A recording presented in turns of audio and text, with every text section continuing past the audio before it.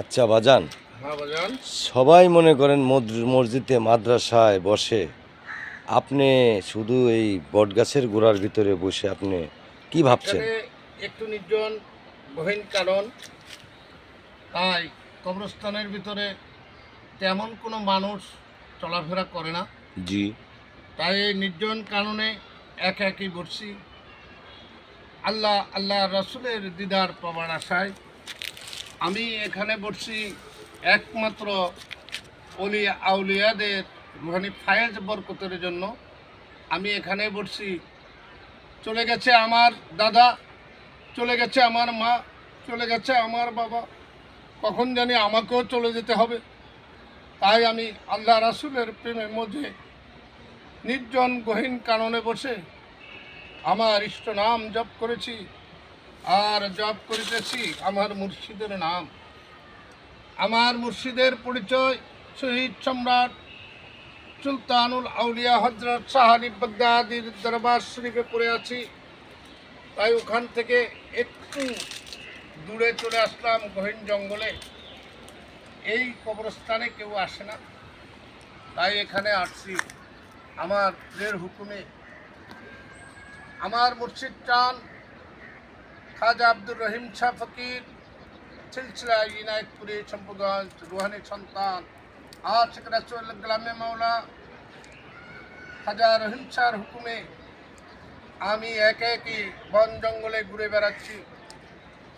তাই আপনারা যদি কেহ আল্লাহ রাসূলের দিদার পাইতে চান, একজন কামেল মুর্শিদের কাছে চলে যান। কামেল গুরুর সঙ্গ না নেওয়া পর্যন্ত আপনি কখনো আল্লাহর সন্নিকট লাভ করতে পারবেন না, আল্লাহর ওলিদের ফায়েজ বরকত নিতে পারবেন না। আজ এই জন্য এখানে আমি এসেছি। দেখেন, কবরের দিকে তাকালে আমার মনটা শান্ত হয়ে যায়, আমার মনটা চলে আসে দুনিয়ার সকল কাজকর্ম জানি ফেলে দিয়ে চলে আসি এই গহীন জায়গায়। এবং এই জন্য আমি একই এখানে চলে আসছি। আর কিছু বলবেন কি আপনি? এখন বাজান, আপনার কথাটা তো বুঝতে পারলাম, কিন্তু মরণ সবারই আছে। সবাই যদি মরণের ভয় করতো তাহলে তো বাজান এখানে মানুষ অন্যায় অত্যাচার করতো না।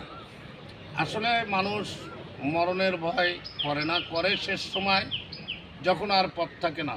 ইবাদত করারও একটা সময় আছে। ইবাদতের সময় হলো নৌজওয়ান বয়সে, গায়ে শক্তি থাকাকালীন। এজন্য কোরআনে একটা আয়াতে বলছে, সূরা হাসরের উপরের 3 আয়াতে এই কথা বলা আছে যে লা ইয়াস্তাওবি আসহাবুন নার আসহাবুল জান্নাহ।